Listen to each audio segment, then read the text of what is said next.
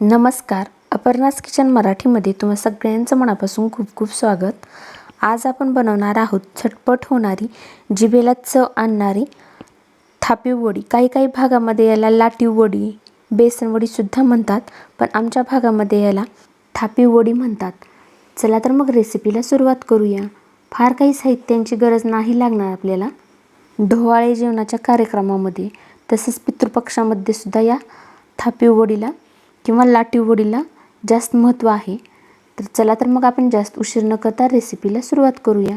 पण त्या अगोदर चॅनलला जर तुम्ही नवीन असाल तर चॅनलला सबस्क्राईब करा, व्हिडिओला लाईक करा, शेअर करा. चला तर मग रेसिपीला सुरुवात करूया. थापीव वडी बनवण्यासाठी इथं 1 कप बेसन घेतलेलं आहे. तुम्ही कोणतंही वापरू शकता, घरच्या डाळीचं सुद्धा वापरू शकता.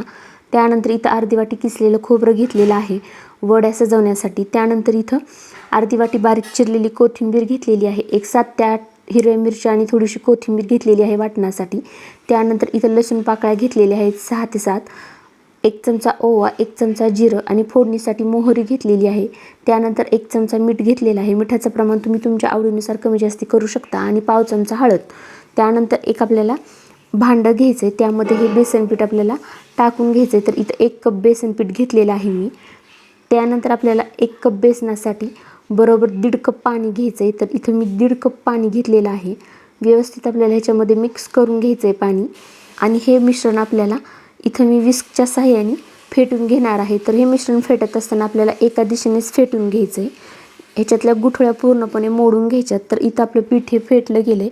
व्यवस्थित त्याच्या गुठळ्या ह्या मोडल्या गेल्यात. तर बघू शकता एकदम आपलं पीठ हे व्यवस्थित फेटलं गेले. त्यानंतर एक मिक्सरचं भांडं घ्यायचं आहे. त्यामध्ये आपल्याला 7 ते 8 हिरव्या मिरच्या आणि थोडीशी कोथिंबीर टाकायची आहे. त्यानंतर 1 चमचा जिरं घालायचं आहे, 1 चमचा ओवा घालायचा आहे, 7 ते 8 लसूण पाकळ्या टाकायच्यात, 1 चमचा मीठ घालायचे आणि हे मिश्रण आपल्याला मिक्सरमधून बारीक वाटून घ्यायचे. तर इथं बघू शकता आपलं हे मिश्रण बारीक व्यवस्थित वाटून झालेलं आहे. त्यानंतर गॅसवरती एक कढई ठेवायची आपल्याला. कढई व्यवस्थित गरम झाली की त्यामध्ये 3 ते 4 चमचे तेल ओतायचं आहे. लक्षात ठेवायचं आहे आपल्याला सुरुवातीला गॅस लहानच ठेवायचा आहे. त्यानंतर त्यामध्ये 1 चमचा आपल्याला मोहरी टाकायची आहे. मोहरी व्यवस्थित तडतडू द्यायची. आपली इथं मोहरी व्यवस्थित तडतडली गेली. त्यानंतर आपण जे हे वाटण वाटलेलं होतं, मिरची, कोथिंबीर, लसूण आणि जिरं, ओवा ह्याचं हे वाटण टाकून घ्यायचं आहे आणि आपल्याला व्यवस्थित 1 मिनिटभर हे मिश्रण परतून घ्यायचं आहे चांगलं. त्यानंतर पाव चमचा ह्याच्यामध्ये आपल्याला हळद घालायची आहे आणि हळद घातल्यानंतर सुद्धा व्यवस्थित त्याला हलवून घ्यायचं आहे. लक्षात ठेवायचं आहे गॅसची फ्लेम ही लहानच ठेवायची आहे. त्यानंतर थोडीशी कोथिंबीर टाकायची आहे, म्हणजे आपला वड्यांना फ्लेवर हा कोथिंबीरचा छान लागला जाईल आणि वड्या ह्या चविष्ट होतील. त्यानंतर आपल्याला पिठाचं मिश्रण हे ओतायचं आहे. गॅसची फ्लेम लक्षात ठेवायची आहे, लहानच ठेवायची आहे हे पीठ ओतत असताना कढईमध्ये.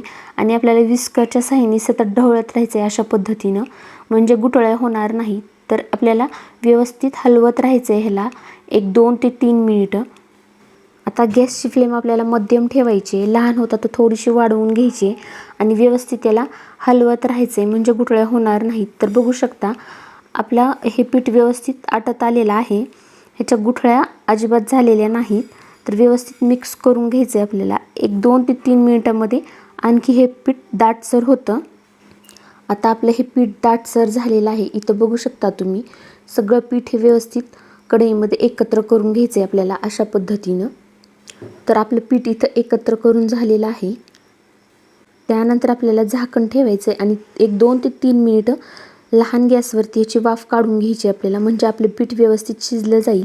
तर आता 2 ते 3 मिनिटं झालेली आहेत. आपण झाकण काढून बघूया. तर व्यवस्थित इथं आपलं पीठ हे शिजलं गेलं आहे. बघू शकता तुम्ही. एकदा हलवून घ्यायचं व्यवस्थित ह्याला. तर आपलं पीठ इथं व्यवस्थित शिजलं गेलं आहे, थोडंसुद्धा खाली करपलेलं नाही. त्यानंतर आपल्याला थोडीशी कोथिंबीर टाकायची, म्हणजे फ्लेवर हा छान येईल. व्यवस्थित कोथिंबीर टाकल्यानंतर हलवून घ्यायचं आहे. आता हे पीठ आपलं व्यवस्थित शिजलं गेलं आहे. आता आपण गॅस बंद करून घेणार आहोत. त्यानंतर इथं एक ताट घेतलेलं आहे मी. त्यामध्ये 1 ते 2 चमचे तेल टाकायचे आणि व्यवस्थित तेल हे ताटाला पसरवून घ्यायचं आहे अशा पद्धतीनं. तर इथं आपल्या ताटाला तेल व्यवस्थित पसरवून झालेलं आहे. आणि हे जे मिश्रण आहे केलेलं आपलं वड्यांचं, ते वड्यांचं मिश्रण ह्या ताटामध्ये टाकून घ्यायचं आहे सगळं आणि व्यवस्थित चमच्याच्या साहाय्याने आपल्याला ह्याला पसरवून घ्यायचं आहे. सुरुवातीला गरम असते त्यामुळं चमच्यानेच पसरवून घ्यायचं आहे. थोडंसं थंड झाल्यानंतर मी हाताने आणि वाटीच्या मदतीनं पसरवून घेतलेला आहे। तुम्ही वड्यांची जाडी ही तुम्हाला हवी तशी ठेवू शकता, जास्त पातळ पण नाही आणि जास्त जाड पण नाही। तर इथं आपलं पूर्णपणे मिश्रण हे पसरवून झालेलं आहे।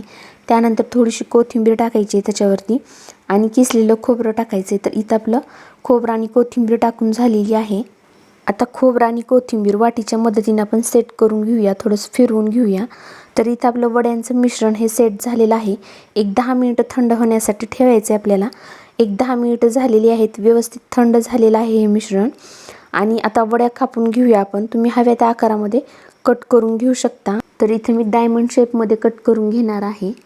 तर इथं बघू शकता आपल्या वड्या ह्या कट करून झालेल्या आहेत। एक काढून बघूया, तर एकदम भारी आपल्या ह्या वड्या झालेल्या आहेत। सगळ्या वड्या ह्या एका प्लेटमध्ये आपण काढून घेऊया।